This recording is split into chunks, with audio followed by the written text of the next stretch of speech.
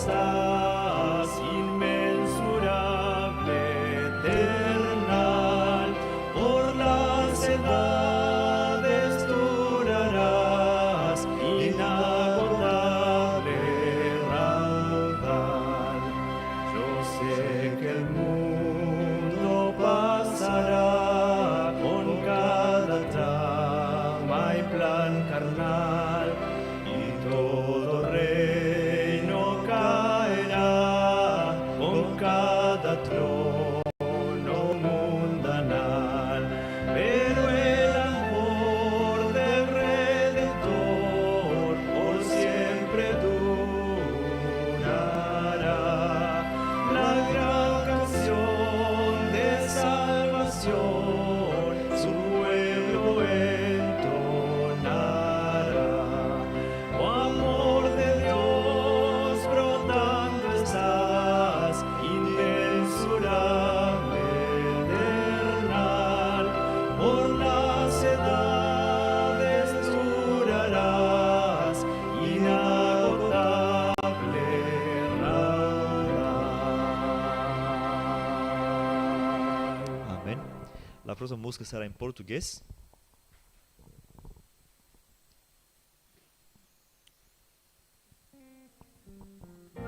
Cristo.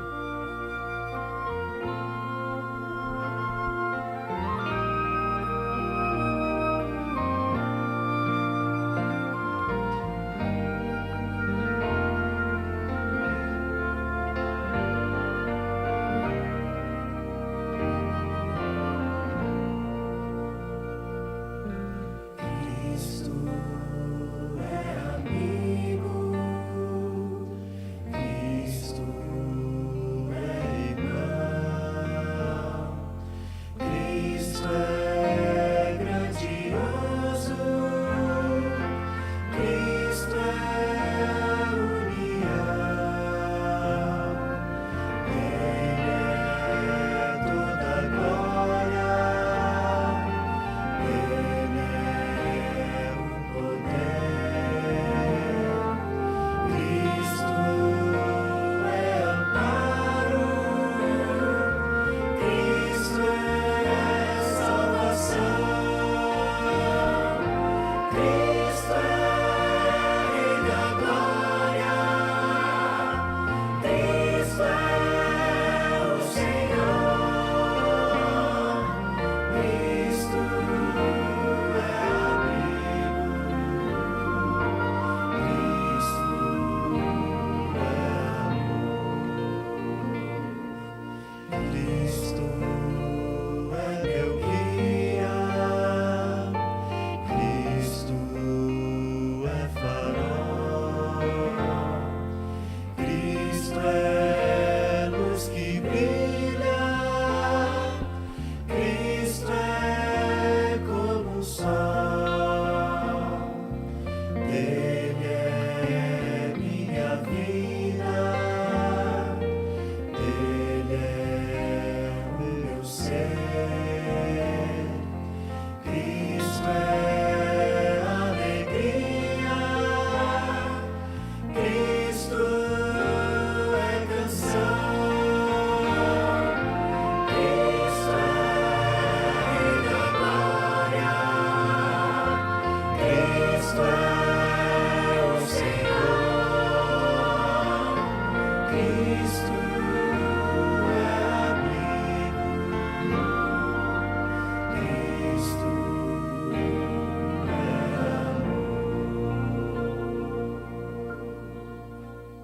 Amém. Aqueles que podem, vamos nos colocar de joelhos para uma palavra de oração.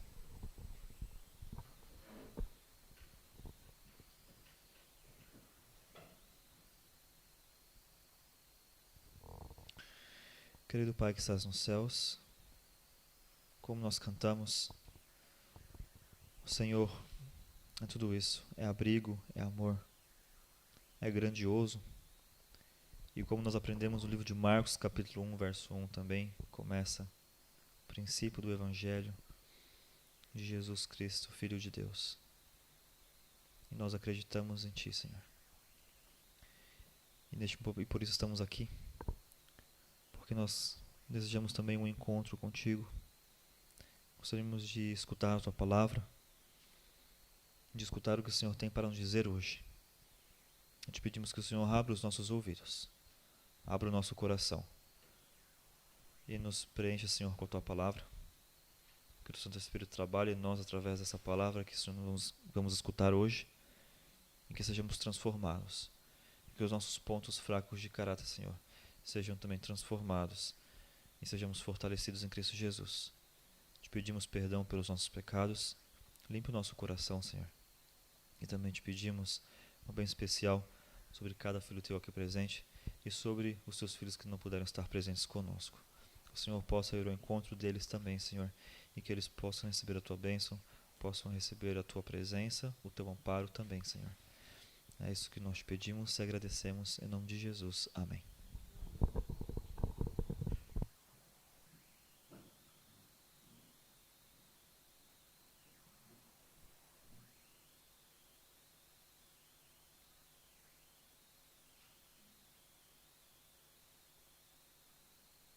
Probad y ved.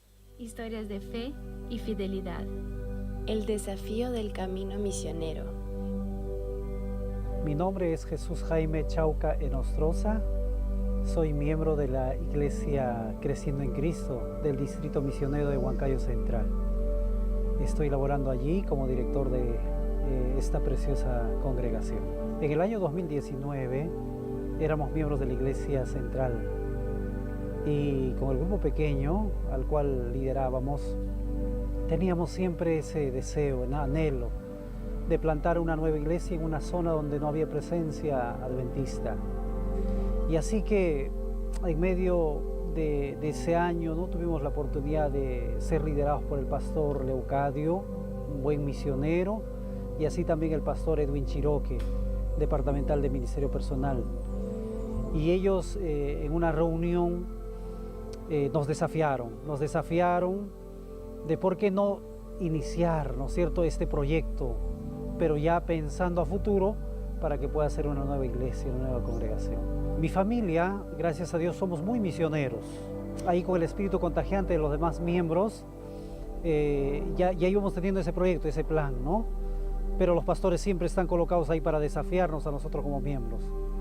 Recuerden el año de 2020, a principios del mes de enero, el pastor Edwin fue llamado para liderar la clase bíblica, la clase postbautismal, y su servidor como líder asociado. Y así que comenzamos a trabajar con un grupo de personas nuevas que se habían unido a la fe a través del bautismo. Le pusimos el nombre a esta clase, la clase Creciendo en Cristo. Y como ustedes saben, el año 2020 viene el tema de la pandemia. Y así que dijimos, ¿qué hacemos a partir de ahora? Los templos se cerraron y dijimos, nosotros tenemos que continuar con la clase, no podemos parar. Y así que nuestras reuniones comenzaron a ser de manera virtual, con un grupo más o menos de 20 miembros, ¿no?, que recién se habían unido a la fe adventista. Y así que el espíritu misionero comenzó a crecer en ellos. El poder del Señor comenzó a obrar poderosamente en la vida de estos nuevos miembros. Comenzamos a desarrollar el curso del Yo Creo, del discipulado, y le dimos mucha fuerza al trabajo misionero, al trabajo evangelístico. Y gracias a Dios vimos la mano poderosa del Señor guiando, acompañando a este pueblo de Creciendo en Cristo. Y Dios hizo cosas maravillosas, cosas grandes. Y los miembros comenzaron a tener sus estudiantes de la Biblia. Y muchos de ellos aceptaron el llamado del Señor a través del bautismo. Hombres y mujeres profesionales fueron llamados al Señor en plena pandemia. Siempre las historias bíblicas para nosotros, del grupo postbautismal Creciendo en Cristo, ha sido nuestra inspiración. Jehová caminó con su pueblo en el desierto y nosotros teníamos esa seguridad, ¿no? Cuando Jehová dice de que ni plaga tocará tu morada, nosotros teníamos esa confianza. Había una confianza en realidad dentro de este grupo de personas, un espíritu que los guiaba. O sea, ellos estaban dispuestos aún hasta de arriesgar su propia vida con el fin de seguir llevando el evangelio a las personas hambrientas en realidad del pan de vida. Pero Dios fue más poderoso que cualquier pandemia. Vimos eso en la vida de este grupo. Nosotros actualmente somos una congregación formados aproximadamente por 10 familias, ¿no? 10 familias en las cuales nos reunimos en zona de Huancayo a 10 minutos, llamado Huari, y ahí estamos con todas las familias haciendo proyectos de bienestar social, sirviendo a la comunidad de Huari para que ellos puedan ser impactados con esos proyectos. Este movimiento comenzó solo con una familia que propuso en el corazón servir al Señor, con dones y talentos que uno tenga, con las limitaciones que uno tiene como ser mortal, como ser humano. Pero cuando se coloca esas limitaciones en las manos poderosas del Señor, Dios hace cosas increíbles, cosas grandes. Y eso es lo que hemos visto mi familia y yo, unido a las demás familias. Así que yo lo animo, lo desafío en el Señor. Pruebe con el Señor, las cosas va a ver usted en el camino. La prosperidad, el cambio, la transformación que Dios hace en la vida de las personas. Yo sé que es posible con el trabajo misionero que usted puede colocar en la mano del Señor. Ha llegado el momento que adoremos juntos a través de los diezmos y de las ofrendas.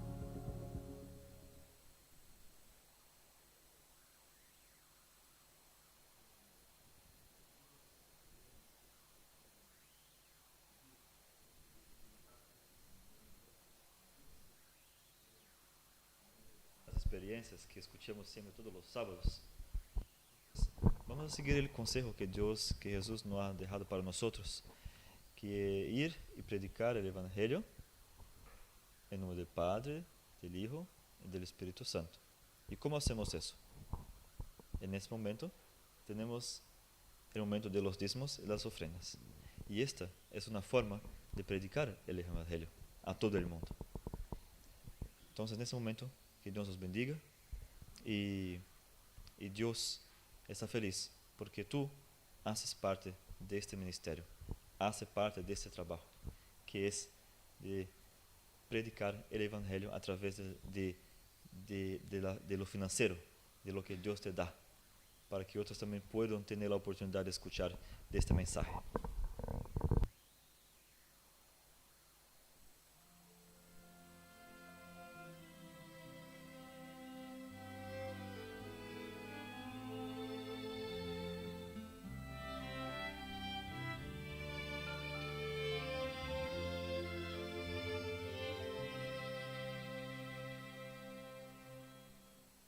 Quero ofertar, quero devolver, quero entregar tudo em fim de coração. Como o Alice falou, que às vezes a gente não tem coragem, aqui é difícil para pregar, mas a gente pode ajudar sim, com nossas ofertas, com o nosso dízimo, com nossos talentos também. A gente pode ajudar o ministério para que Jesus volte mais rápido, porque esse mundo aqui já quase, a taça já está quase cheia.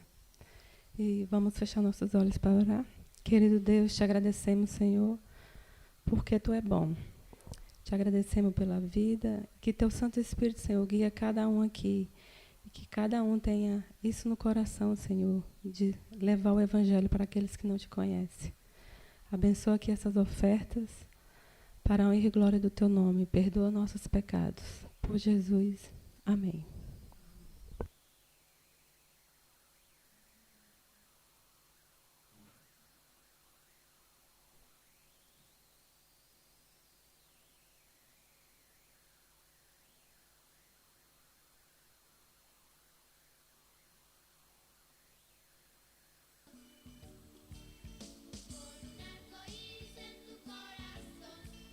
Dibuja los colores de la salvación.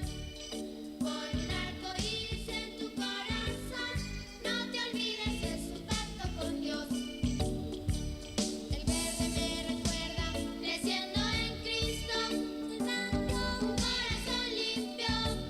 El dorado me recuerda las calles de oro y el rojo la sangre de Cristo.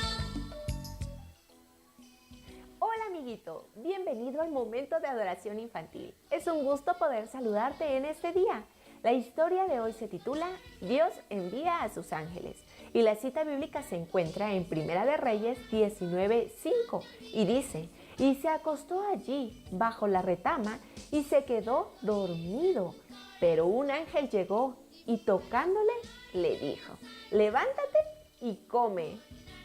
Hoy les quiero contar la historia de un profeta llamado Elías. ¿Saben qué es un profeta? Es una pregunta un poquito complicada.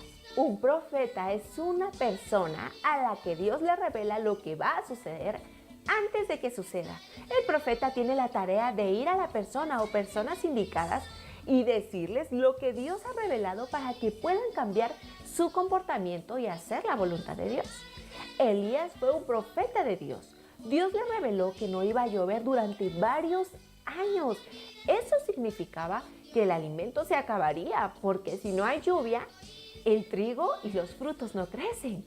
No hay que comer entonces.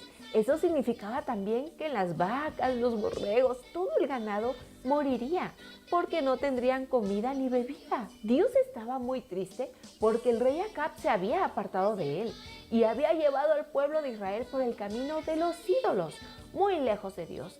En lugar de adorar a Dios, Acab les había dicho que debían adorar a un ídolo. ¿Saben qué es un ídolo? Un ídolo es algo fuera de Dios a quien le rendimos honor, le hablamos y le pedimos ayuda, pero que es incapaz de contestar porque no tiene ningún poder. Un ídolo es algo o alguien a lo que le dedicamos más tiempo que a nuestro Dios. Un ídolo también puede ser algo que tengamos o amemos más que a Dios. Si prefieres jugar todo el tiempo y no apartar un momento para hablar con Dios y aprender de Él, el juego puede ser un ídolo. Si dejas de ir a la iglesia porque quieres estar con una nueva amiguita o amiguito y no quieres estudiar tu lección de escuela sabática o tu matutina para estar con esa persona o hablar por teléfono, esa amiguita o esos dispositivos pueden ser un ídolo también. ¿Sabes? Al rey Acab le había pasado algo semejante, pues en lugar de escuchar a Dios, escuchaba a su esposa Jezabel, que no amaba a Dios, y poco a poco, por esa influencia negativa que ejercía su esposa sobre él, el rey Acab llevó al pueblo de Dios a apartarse completamente del Señor. ¿Te imaginas? El profeta Elías hizo lo que Dios le ordenó, pero por obedecer a Dios tuvo que huir y esconderse, porque el rey le quería hacer daño. Pero la historia nos revela cómo Dios cuidó de Elías, le envió alimento por medio de cuervos. Y también envió a sus ángeles a que le prepararan alimento. ¿Te imaginas? La Biblia registra muchas ocasiones en que los ángeles ayudaron a los seres humanos. Y en esta ocasión nos dice que cuando Elías huyó al desierto y estaba cansado de tanto correr y caminar, se quedó dormido debajo de un árbol. Entonces un ángel vino y lo despertó, le dio pan y agua y estuvo con él hasta que Elías se sentía más descansado para seguir su camino. Mis queridos niños, Dios envía a sus ángeles para cuidarnos en momentos de necesidad. Agradezcamos a Dios por ese amor incondicional y por su cuidado con nosotros siempre. Oremos. Padre, te damos muchas gracias por tu amor y cuidado. Sabemos, tenemos la seguridad de que cuidas de nosotros, de que estás con nosotros, de que tus ángeles nos protegen y al mismo tiempo nos ayudan a tomar decisiones correctas. Sigue cuidando de nosotros, Señor. Nos ponemos en tus manos. En el nombre de Cristo Jesús. Amén.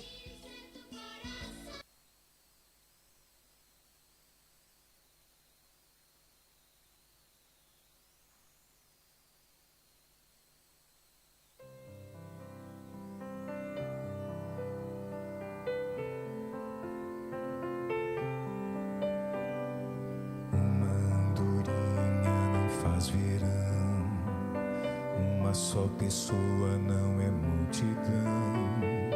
Uma estrela só pode até tentar, mas não clareia o céu. Uma gota só não é chuva, não. Um soldado só não é batalhão.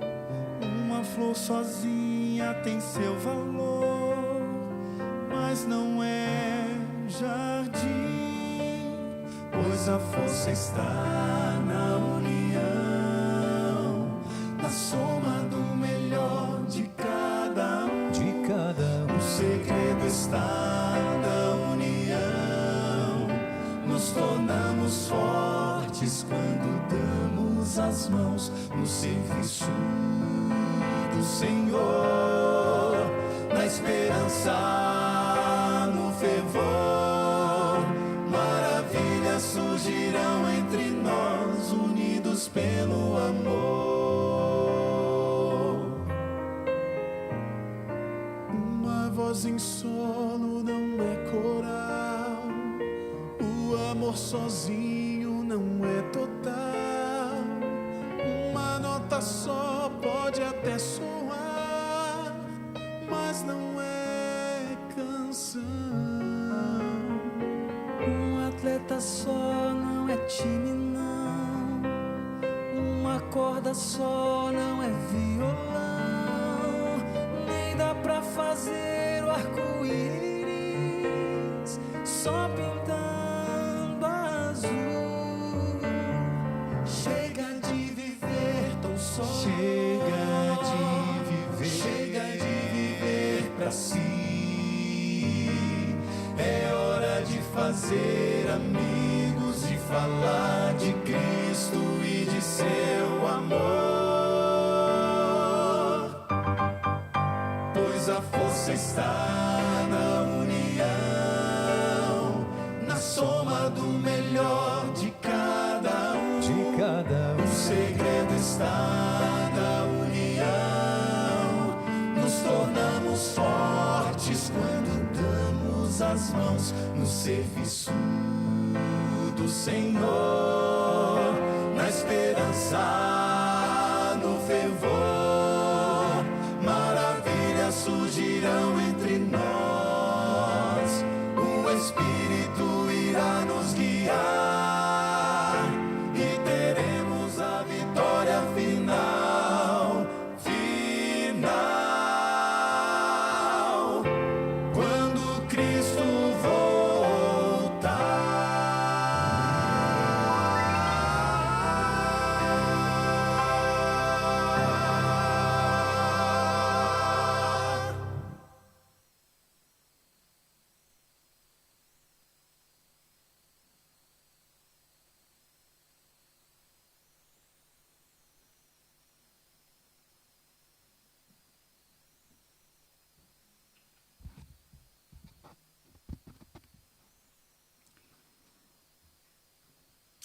Gostaria de pedir que todos nos colocássemos em pé. Eu vou me ajoelhar e vou fazer uma oração para nós iniciarmos, então, esta parte da adoração desta tarde.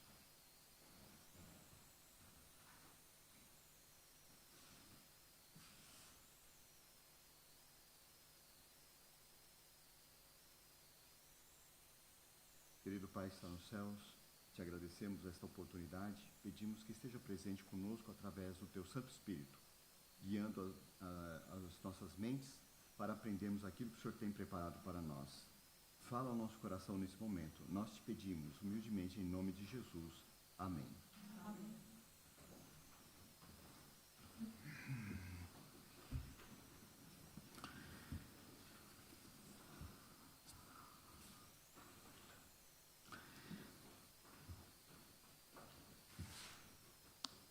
Eu gostaria de pedir uma coisa para os nossos irmãos que falam espanhol.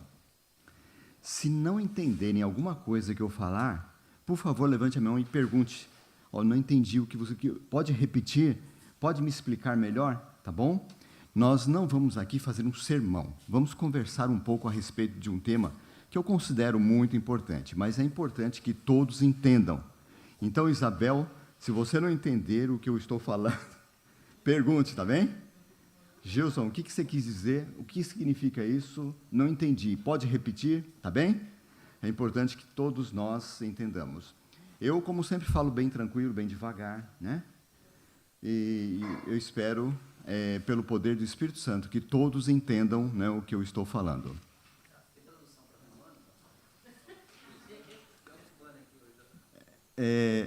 Luana? Cubana. Como é seu nome? Como te chamas? Geneice. Oh, acertei. Muito bem.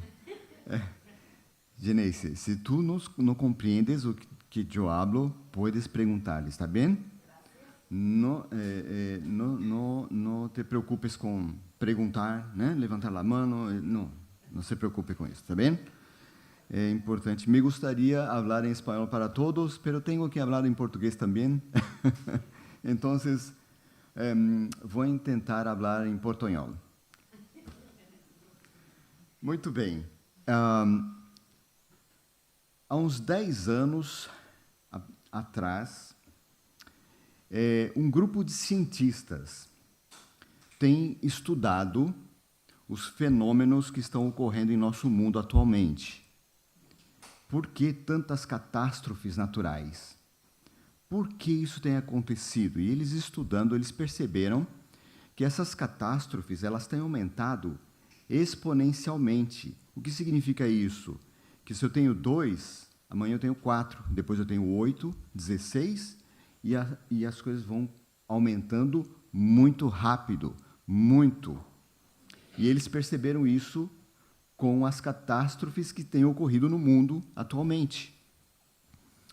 Tanto furacões, quanto terremotos. O que mais que nós temos? Vulcões, né? Tsunamis, né? Todos esses fenômenos naturais têm ocorrido de maneira muito rápida e muito grande. Tem aumentado exponencialmente. Muito. E eles estão preocupados com isso. Esse grupo de cientistas, eles se reuniram e começaram a espalhar para o mundo isso que está acontecendo.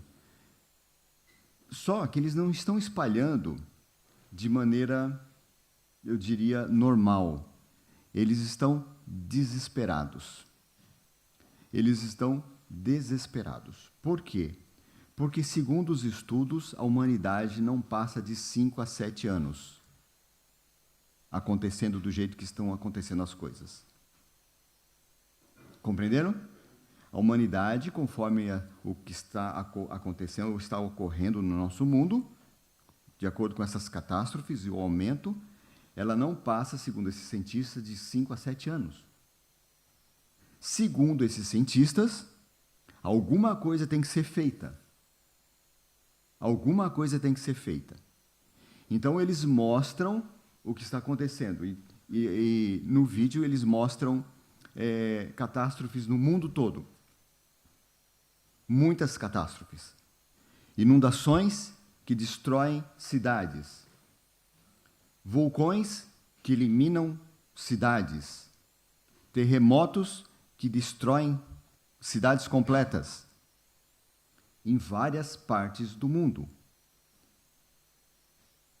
Em muitas partes do mundo, se não puder dizer, em todo o mundo, praticamente. Porque essas catástrofes que eles mostraram são algumas apenas, mas todo o mundo está enfrentando problemas sérios, graves. E muitas pessoas não estão dando conta disso, não estão se apercebendo disso, não estão acompanhando isso. E esse grupo de cientistas está tentando mostrar que a situação é complicada. Se não fizermos alguma coisa, segundo eles, o mundo vai acabar de 5 a 7 anos, porque está crescendo muito. Cidades estão sendo destruídas pelas águas, o mar está avançando, e coisas assim desse tipo. E, de certa forma, eles são convincentes. Eles conseguem convencer as pessoas. Esta parte dos estudos nós aproveitamos e muito, porque sabemos que as coisas estão caminhando para uma destruição total. Isso é profético, ou não? Isso é profecia? O mundo vai ser destruído ou não? Sim, nós sabemos disso. O problema é que a proposta deles, eles têm duas propostas. Há duas coisas que podemos fazer para salvar o mundo, segundo os cientistas, né? E nenhuma delas é o que nós sabemos, né? Mas eles dizem que, para salvar o mundo, primeiro, todo mundo tem que espalhar isso. Espalhando isso, todo mundo vai ficar preocupado e e o mundo inteiro vai cobrar os governantes uma solução para o problema. A outra solução é reunir todos os cientistas pensantes, né, todos os melhores cientistas do mundo, num grupo só, para acharem uma solução para o problema da Terra. A minha pergunta é essa a solução? Não é. Eles não sabem. Nós sabemos.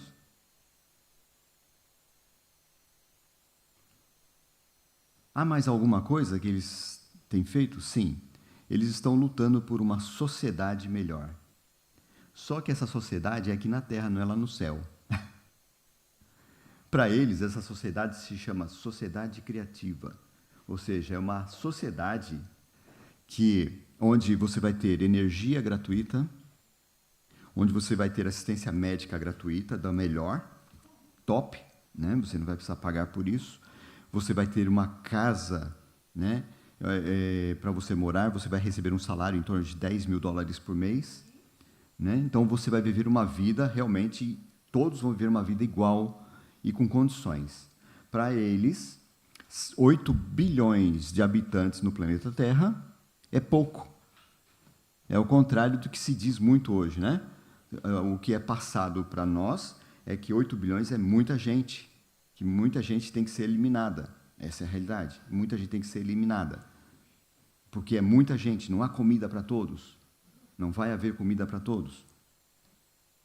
Segundo eles, segundo os estudos que fizeram, há espaço nesse planeta para até 50 bilhões de pessoas. E todos ganhando a mesma coisa e todos tendo os mesmos privilégios.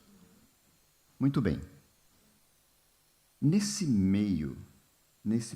momento, né, muita coisa é verdade, muita coisa realmente é irreal, né? Uma sociedade dessa é irreal. A solução para o problema deles é irreal. Isso não existe, né? Nós sabemos o caminho, né, para a solução dos problemas, né?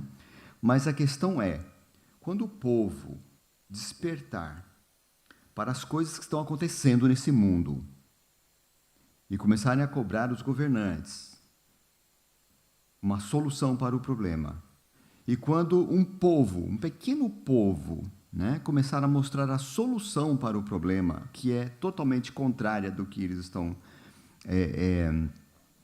propondo, né, muita gente vai chegar para mim, para você, e vai perguntar, como é que é isso que você está falando? Me conta isso, por que você acredita nisso? Como é que é essa história de profecia? Como é que é essa história de que as coisas vão acabar? O que você pensa a respeito disso? E como é que eu vou explicar? O Espírito de Profecia diz que nós temos que ter a verdade bem clara na mente para poder explicar para as pessoas o motivo da nossa fé. Onde se baseia a nossa fé? Onde se baseia isso que você está me dizendo? Isso que você acredita? Me explica melhor a profecia de Daniel 2. Me explica melhor essa profecia aí que está falando de Daniel 8 e da Apocalipse 14 e todo o livro de Apocalipse praticamente. Me explica isso. Estamos nós preparados para explicar? Esse tempo não vai demorar. Muitos já estão passando por isso nos nossos dias. É questão de tempo, pouco tempo, para que muitas pessoas comecem a procurar você para perguntar a respeito de profecias. O que está acontecendo?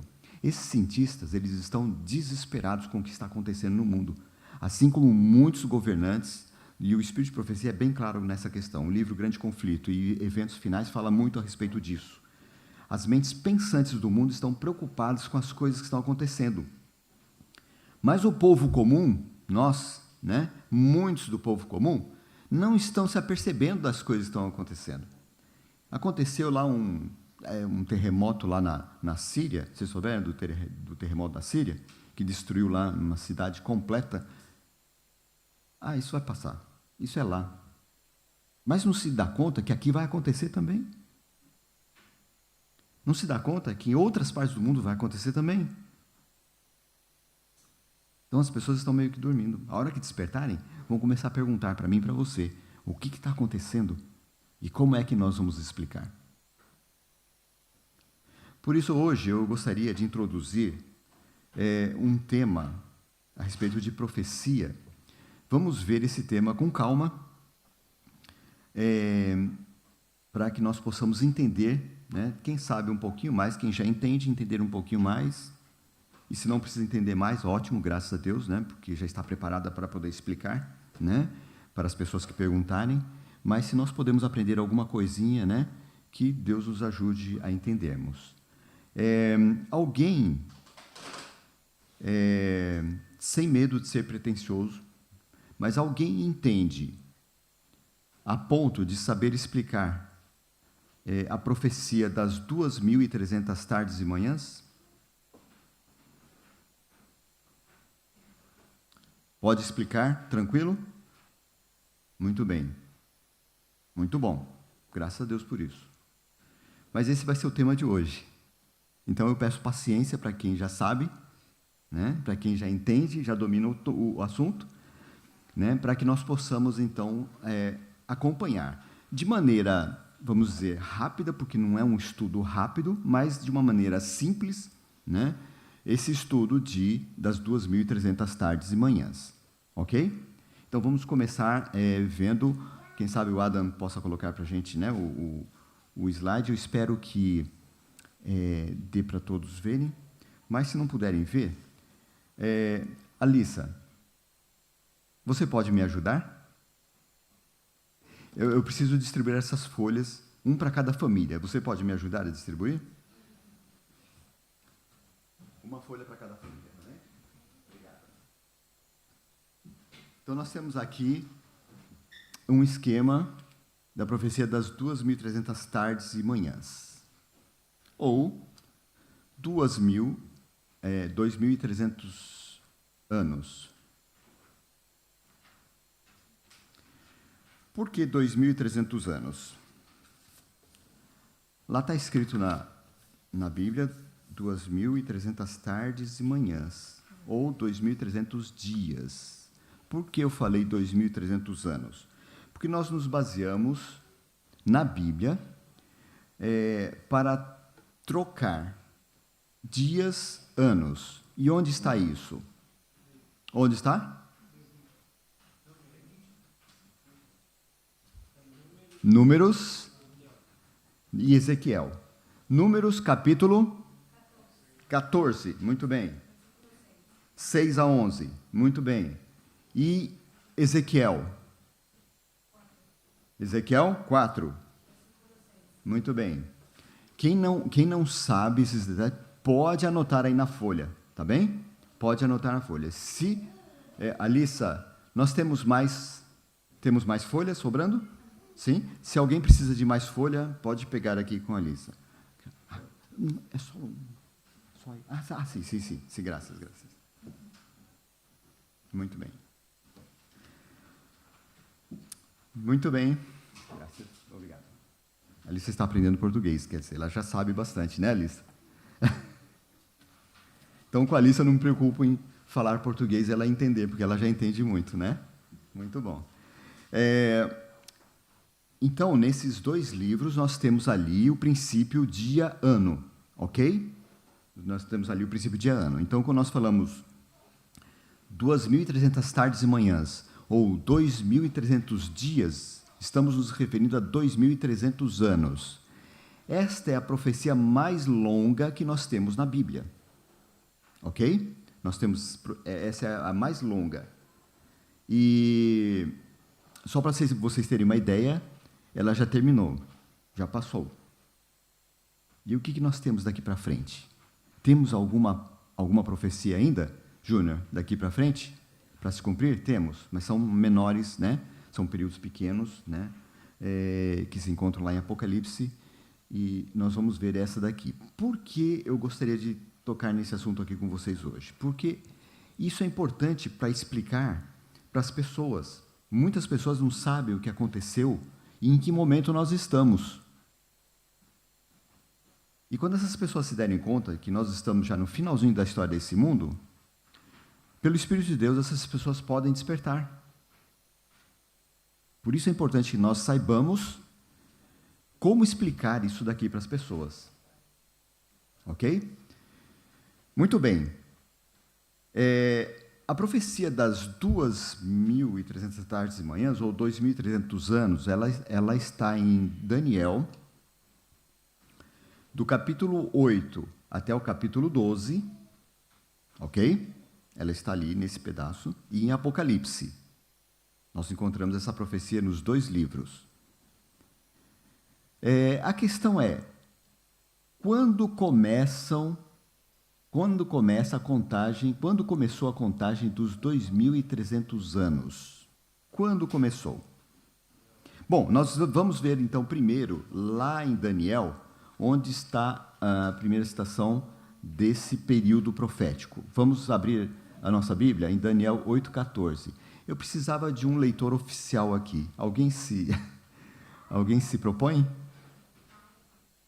Talvez alguém que fale espanhol? Pode ser, Júnior? Então, vamos lá. Leia primeiro Daniel 8, verso 14. Se quiser vir, é melhor para todo mundo. Não? Você fala alto? Então, vamos lá. Pode falar. Que bom, né? Que bom, que bom.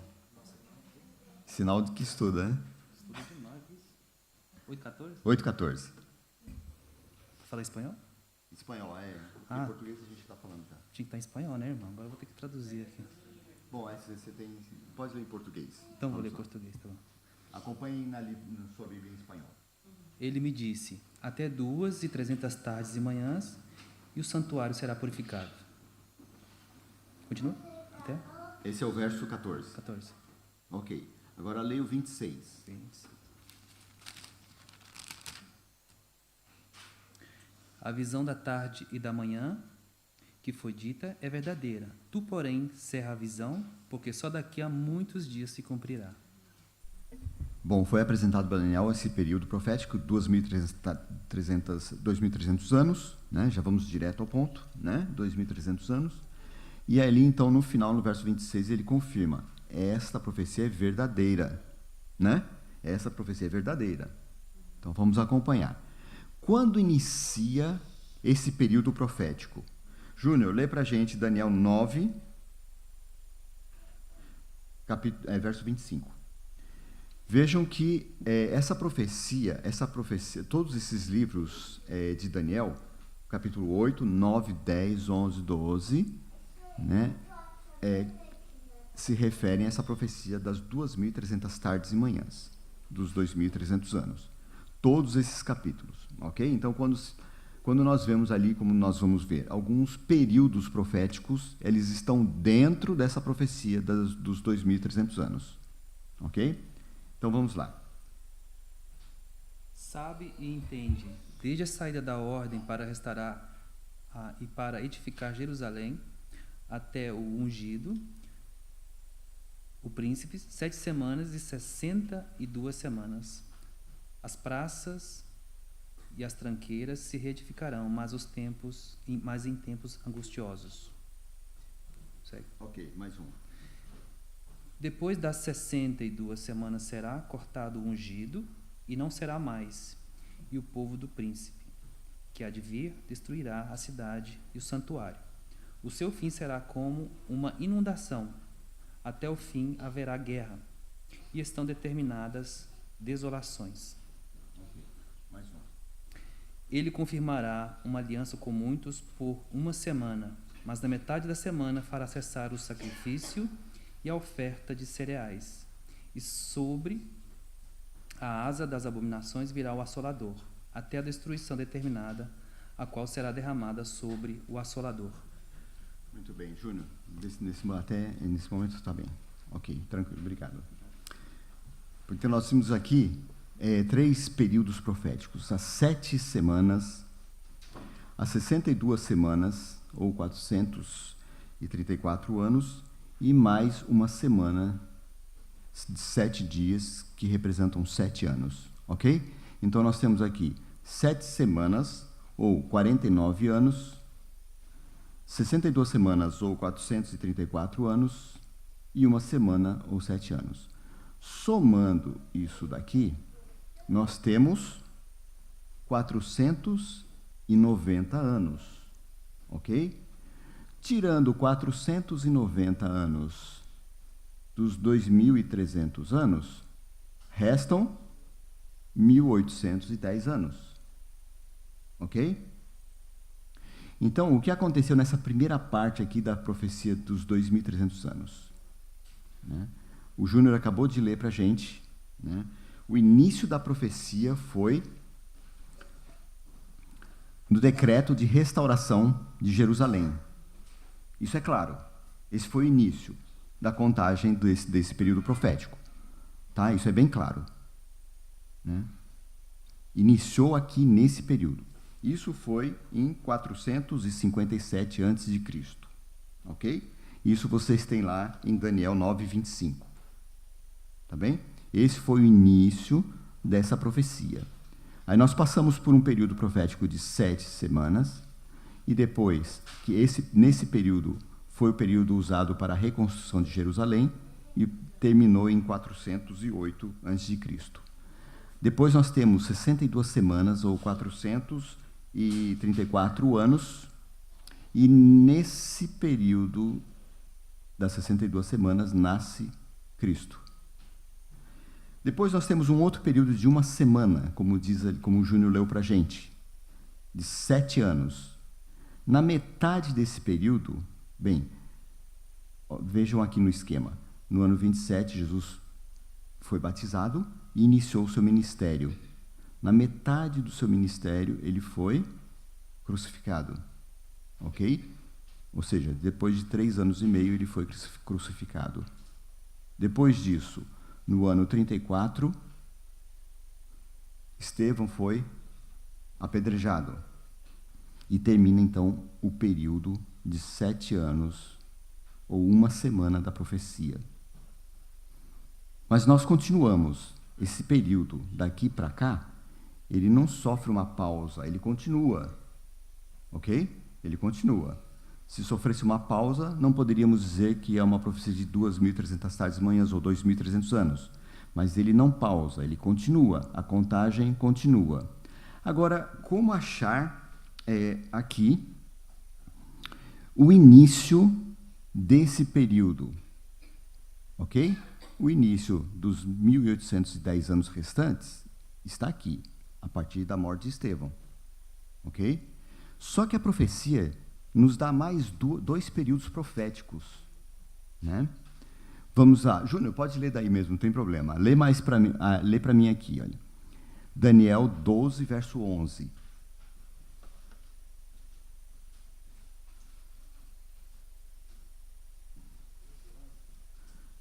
Verso 11. Desde o tempo em que o sacrifício contínuo for tirado, e posta a abominação desoladora, 1.290 dias. Ok, nós temos agora mais um período profético, 1.290 anos, né? Dias, anos, né? Lembra da contagem, né? Para a profecia. Muito bem, aqui apareceu então mais um período profético.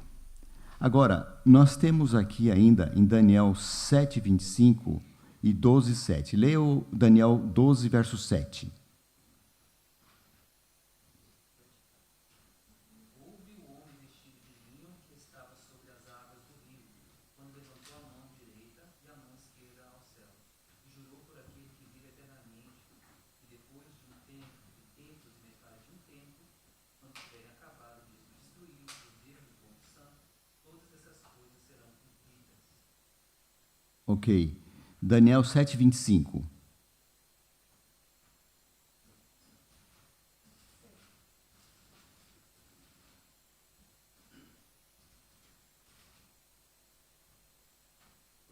Profirá palavras contra o Altíssimo e destruirá os santos do Altíssimo. Cuidará em mudar os tempos e as leis. Eles serão entregues nas suas mãos por um tempo, tempos e metade de um tempo. Ok. Agora vamos lá para Daniel, capítulo 12.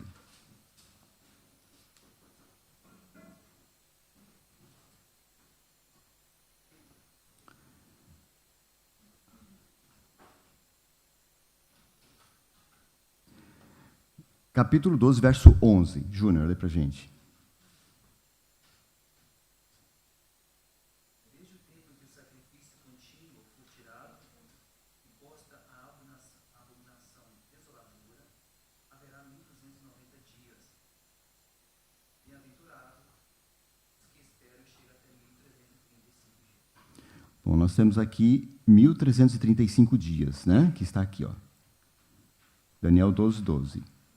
1260 anos, está em Apocalipse 12, verso 6, 12, 14, esse período profético. Nós sabemos que Daniel e Apocalipse andam juntos, né, em questão de profecias, ok? Como descobrir o início desse período profético?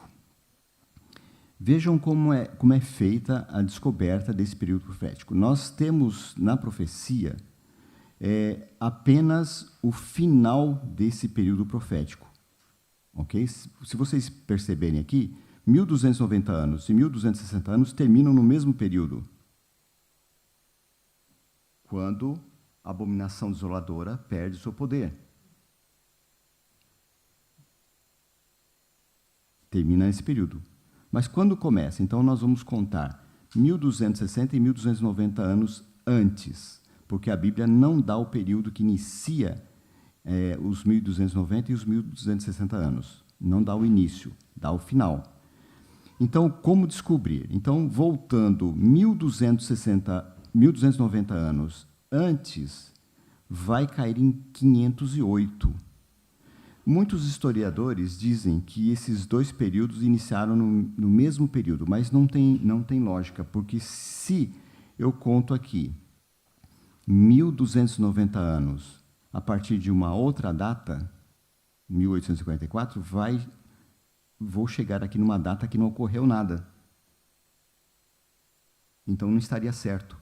Se eu conto esse período de 1290 anos a partir de 1854, não vai dar um período aqui no início que não aconteceu nada. Então não seria a maneira correta de estudar essa profecia, de chegar a um ponto de início. Então, o que acontece?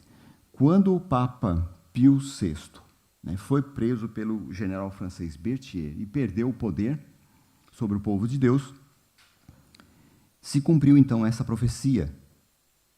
Voltando 1290 anos antes, nós caímos em 508 depois de Cristo. E o que aconteceu lá em 508 depois de Cristo? A conversão de Clovis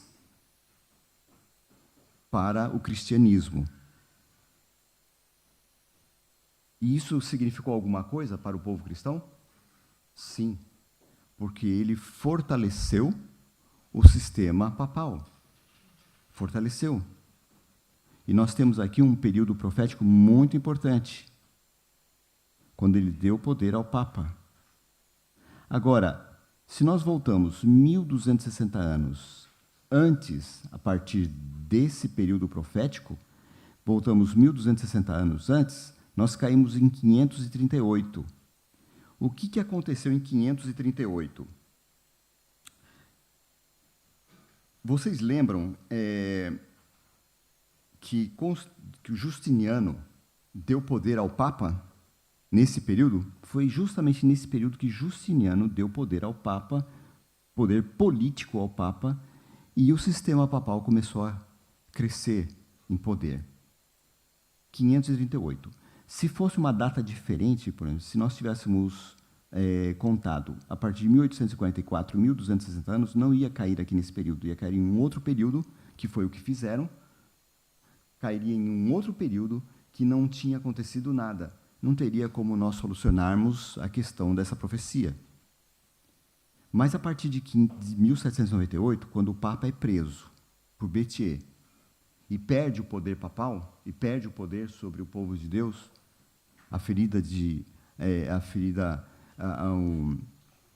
o poder papal foi ferido de morte, perde o poder, então nós contamos 1260 anos antes, cai em 538, quando Justiniano deu poder ao Papa.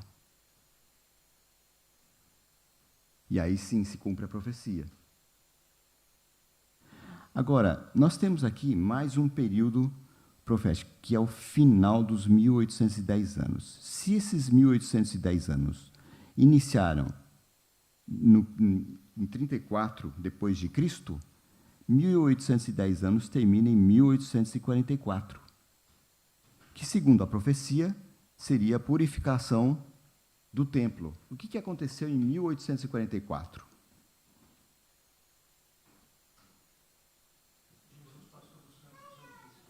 Jesus passou do lugar santo para o santíssimo. Mas eles não sabiam isso nessa época, né? Eles pensavam que o santuário que seria purificado era onde? A terra. Mas, na realidade, seria o santuário celestial que seria purificado. Nesse período, o povo que vivia, o povo do advento que vivia nesse período aqui, né, estavam estudando, estavam pregando o evangelho da volta de Cristo. Eles acreditavam que Jesus voltaria nesse período, e eles estavam pregando com toda a força que Jesus voltaria nesse período. E nós temos citações importantes no Espírito de Profecia que dizem que Jesus era para ter voltado nesse período, porque com toda a força eles pregaram esse evangelho ao mundo todo. Se eles tivessem continuado, Jesus teria voltado naquele tempo.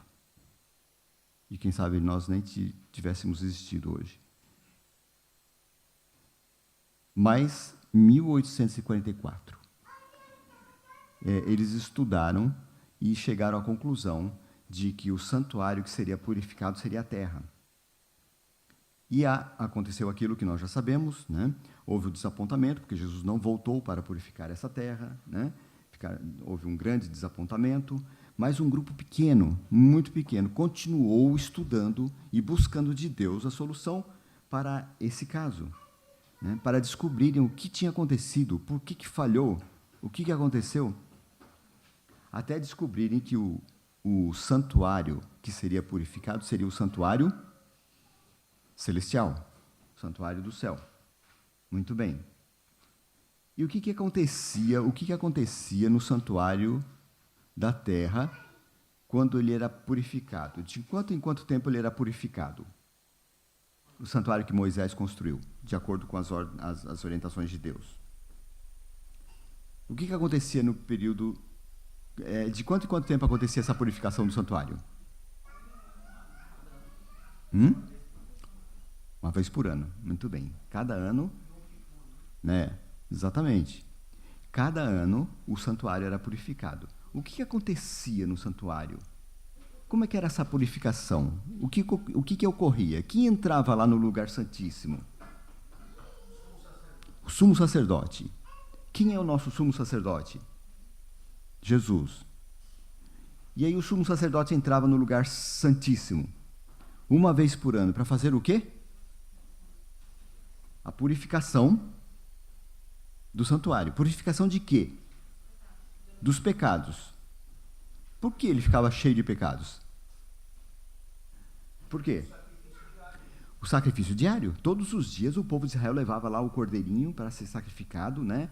E ali colocava a mão sobre a cabeça do cordeirinho, né? E confessava os seus pecados, e esse cordeirinho era morto, e o seu sangue era levado para o lugar santo, santíssimo, né? E aí, então, ele era acumulado ali no lugar santíssimo, simbolicamente, né? Os pecados eram acumulados, e uma vez por ano o sumo sacerdote entrava, então, para fazer a purificação, né, dessa parte do santuário. Quando o povo de 1844, estudando, chegaram à conclusão de que o santuário que seria purificado seria seria essa terra, eles estavam enganados. Mas Deus estava dirigindo tudo, como Ele dirige até hoje todos os passos. Ao final das contas, Deus mostrou para eles que o santuário que seria purificado não era aqui na terra, era no céu. Agora, o que acontece no santuário do céu? Que purificação é essa que acontece no santuário do céu?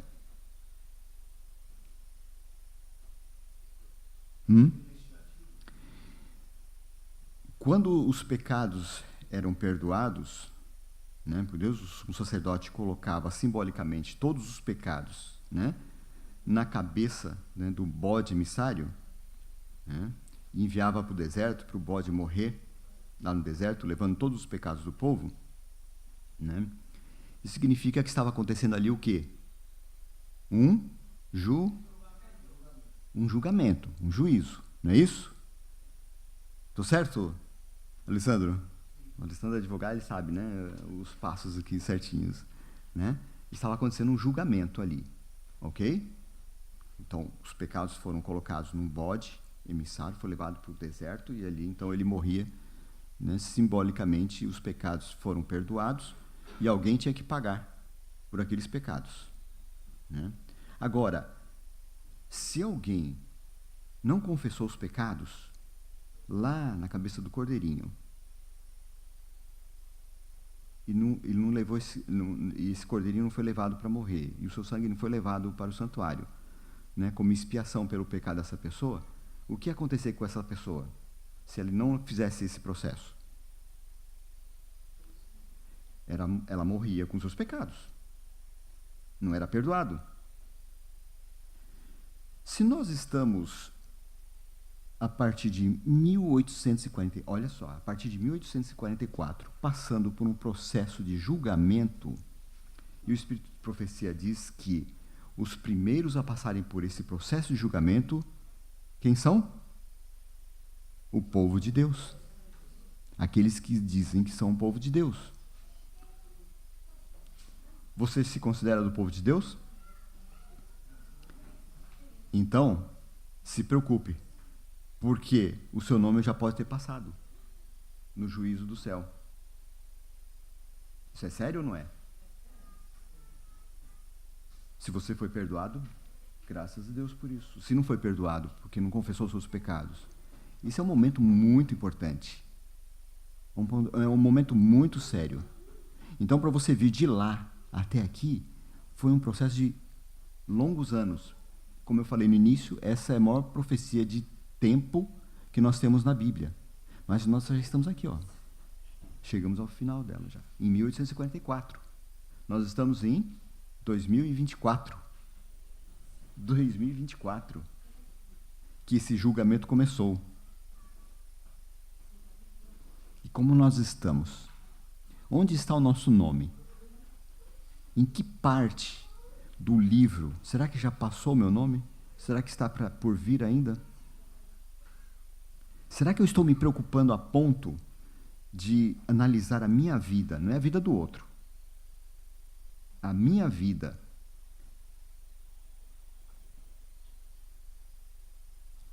para saber se realmente eu estou salvo, ou se eu serei salvo? Será que eu estou analisando a minha vida a ponto de ter a certeza que meus pecados foram perdoados? Já confessei os meus pecados para Deus? Porque a Bíblia nos ensina que os nossos pecados devem ser confessados para quem? Para Deus. Alguns confundem com o verso da Bíblia que diz, né? Confessai as vossas faltas, né? Cada um para o seu próximo, né? É diferente. Isso é outra coisa. Os nossos pecados a Deus. Agora, se eu fiz alguma coisa de mal para o meu irmão, eu tenho que ir lá e me desculpar com ele. É diferente. Ok? Mas nossos pecados devemos confessar somente a Deus. Nós estamos aqui já há quantos anos? Alguém é rápido de conta? Há quantos anos desde 1844? 280? Já se passaram 280 anos. Para nós é bastante tempo. Para Deus nós sabemos que isso não é nada. Mas a questão é, já confessei os meus pecados? Estou preparado para passar pelo julgamento? Nós estamos vivendo aqui nesse momento. Julgamento do mundo. Não é meu, seu julgamento e do mundo. É um momento crucial na história desse mundo. Estou eu preparado? Eu queria deixar essa resposta para você responder para você mesmo durante essa semana. O que eu estou fazendo para que o meu nome seja achado no livro da vida? O que eu estou fazendo para que os meus pecados sejam perdoados e eu seja aceito nessa comunidade que será refeita por Deus? O que eu estou fazendo para mudar o rumo da minha vida? Estou fazendo alguma coisa? Faça essa pergunta para você. Eu tenho feito para mim. Faça essa pergunta para você. Nós já estamos vivendo num momento muito avançado da história desse mundo. Como eu falei no início, as mentes pensantes desse mundo, é o que diz o Espírito de Profecia, estão preocupadas com o que está acontecendo hoje. Se vocês quiserem dar uma olhadinha depois, busquem na internet, Sociedade Criativa. Vocês vão ver os cientistas conversando ali, fazendo um fórum ali e explicando essas coisas. Como eu falei, a gente aproveita a parte dos estudos científicos que mostram o que está acontecendo no mundo. As propostas deles aí é outra coisa. Não tem nada a ver com Bíblia, com profecia ou com os planos de Deus para essa humanidade. Ok? Isso não tem nada a ver. Mas a parte científica a gente pode aproveitar e muito, para a gente saber qual é o momento que nós estamos vivendo. Segundo eles, esse mundo não passa de 2036. Segundo eles, é um povo que não tem esse conhecimento que nós temos. Mas pelos estudos que eles têm feito, esse mundo não passa de 2036. Nós já estamos desde 1844, o tempo do fim começou aqui, ó. O tempo do fim começou aqui. 1854 começou o julgamento lá no Santuário Celestial. Está passando ali nome por nome daqueles que se consideram do povo de Deus. Já passou o meu nome ou não? Não sei. Então, a gente tem que estar esperto. Temos que ser, como diz o verso, da serpente e da pomba, astutos como uma serpente e simples como uma pomba. Devemos estar preparados para os acontecimentos que vêm daqui para frente, porque o tempo do fim já começou. Desde esse período, nós já estamos bem avançados. Se você tem planos de estar no céu um dia com Jesus e com todos os salvos, eu aconselho que tome uma posição agora com relação ao momento que nós estamos vivendo.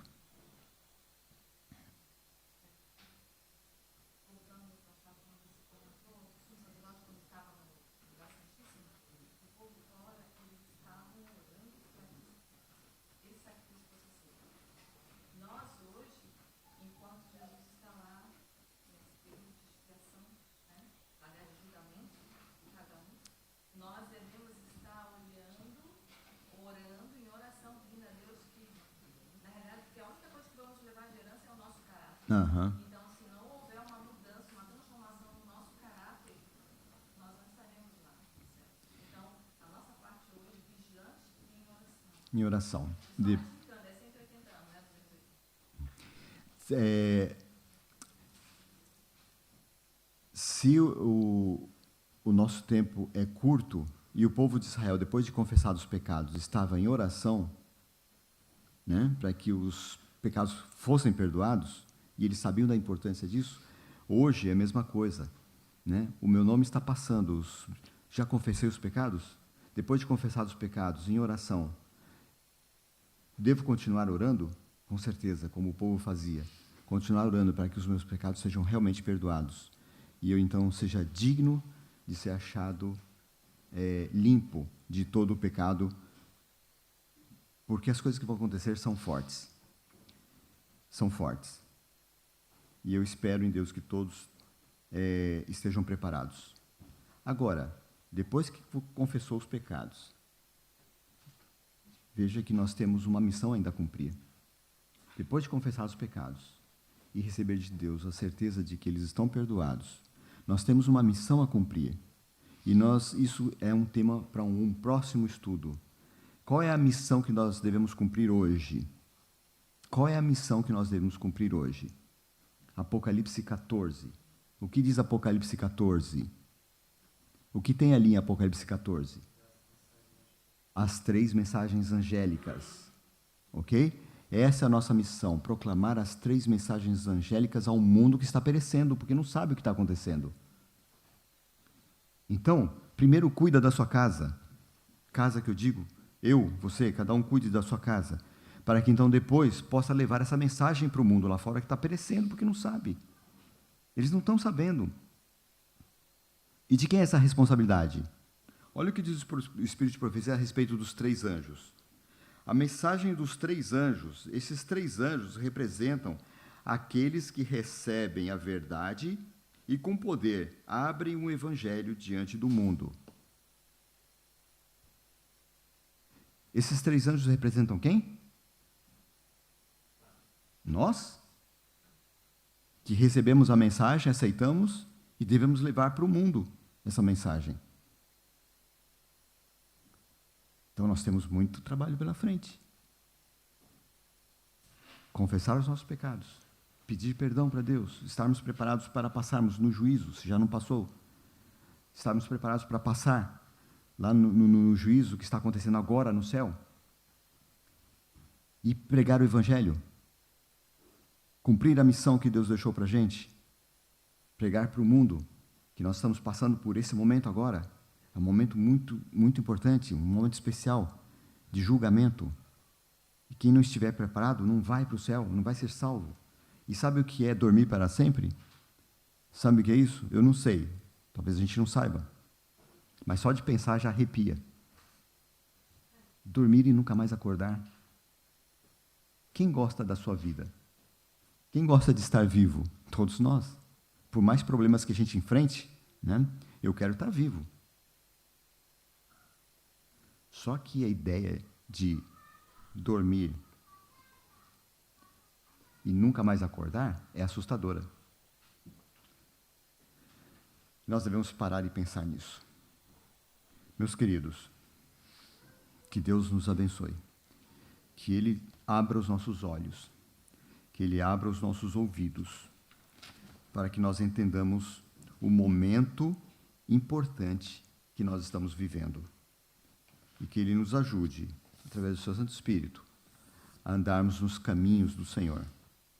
Só assim nós temos esperança de um dia estarmos nesse lugar que Ele já preparou para todos aqueles que forem fiéis e obedientes. Todos aqueles que passarem pelo julgamento e forem aceitos por Deus. Que Deus os abençoe.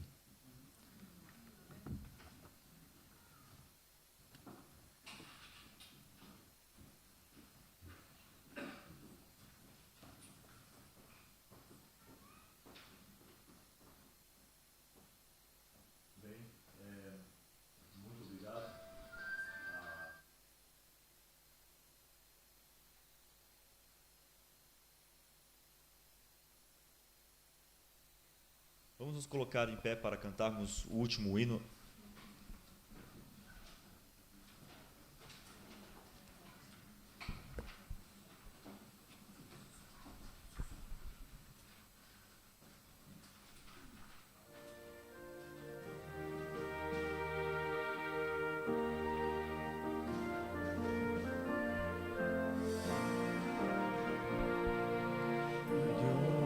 Dios guarde su divino amor hasta el día que lleguemos a la patria donde estaremos para siempre con el Salvador.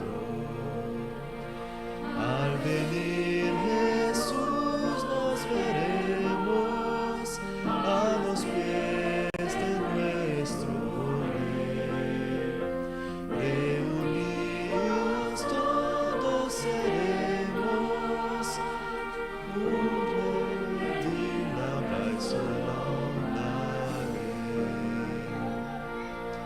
Dios os guarde en su divino amor en la senda peligrosa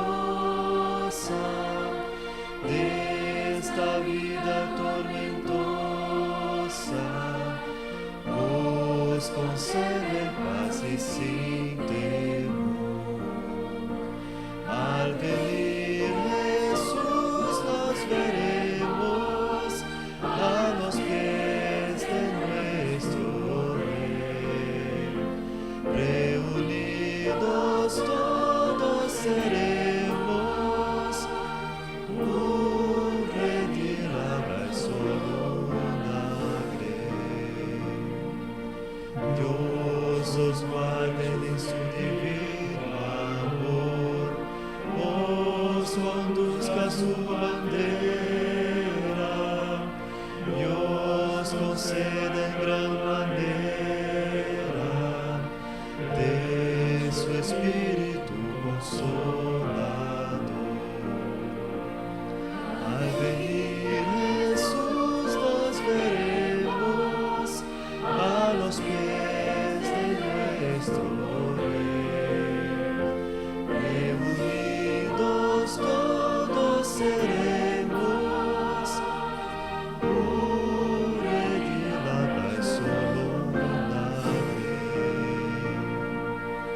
Dios os guarde en su divino amor, con su gracia os sostenga, hasta cuando Cristo venga, en su reino con gran esplendor.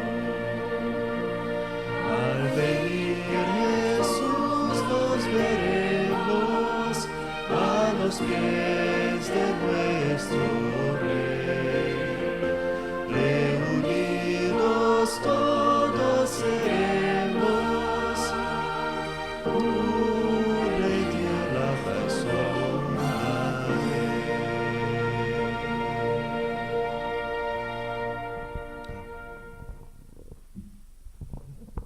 Oremos. Querido Pai, que as palavras de ensino se tornem uma realidade, que ao ouvir Jesus, possamos todos estar reunidos aos seus pés, para juntos vivermos uma eternidade ao seu lado. Ajuda-nos, Senhor, a seguirmos os planos que o Senhor tem para nós, a mudarmos o rumo da nossa vida, a seguirmos no rumo da salvação eterna, da vida eterna com Jesus. Ajuda-nos, Senhor, a estarmos preparados para esse momento, esse grande momento. Nós pedimos, em nome de Jesus. Amém. Que Dios os bendiga. Deseo a cada uno de vosotros un buen resto de sábado y luego más buena y bendecida semana. Y nos encontramos el próximo sábado. Si ustedes tienen preguntas con respecto a lecciones o no sé, si quieren comunicarse con la iglesia, yo no voy a estar en los próximos sábados, el pastor también no está, pero tenemos entonces nuestra secretaria, Rosilda, y ustedes tienen mi número también. Si tienen alguna cosa, pueden entrar en contacto. Y entonces repasamos entonces a nuestra secretaria, ¿vale?